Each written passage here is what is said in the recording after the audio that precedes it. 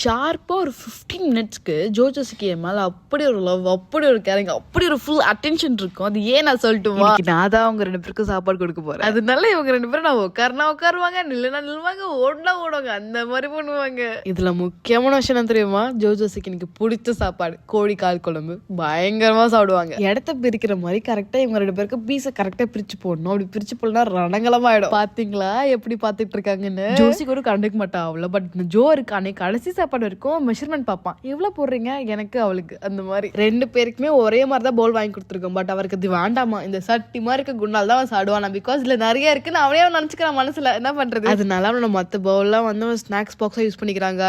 ஜோசி பொறுத்திருக்குமே ஒரே ஒரு விஷயம் தான், ஃபர்ஸ்ட் பீஸ் அப்புறம் தான் ரைஸ், அதான் தேடிட்டு இருக்கா அவ்வளோ உட்காந்து. நம்ம ஜோசிக்கு இதே தான் வேலை, சாப்பிட்டு முடிச்சுக்கு அப்புறமா எதுவுமே சாப்பிடாத மாதிரி, இது பட்னியா இருக்க மாதிரி, நாங்க எதுவும் சாப்பாடு எதுவும் கொடுக்காத மாதிரி பாவமா முடிஞ்சு வச்சு உட்காந்துட்டு இருக்கோம். அதுமே அவருக்கு சாப்பாடு கொடுக்கலன்னு தெரிஞ்சோன்னா உடனே அப்பாட்ட போயிடுவா, அவர்கிட்ட என்ன கிடைக்குமா, பாவமா மூஞ்சி வச்சுட்டு அப்படி நடி வச்சுட்டு இருப்பா. அப்படியே இங்க இருந்து ஜோ பாருங்களேன், கொடுத்தா கொடுங்க, குடிக்கலன்னா போங்க, எனக்கு எதுவுமே ஆட்சி மணி அல்ல, அந்த மாதிரி அவரு.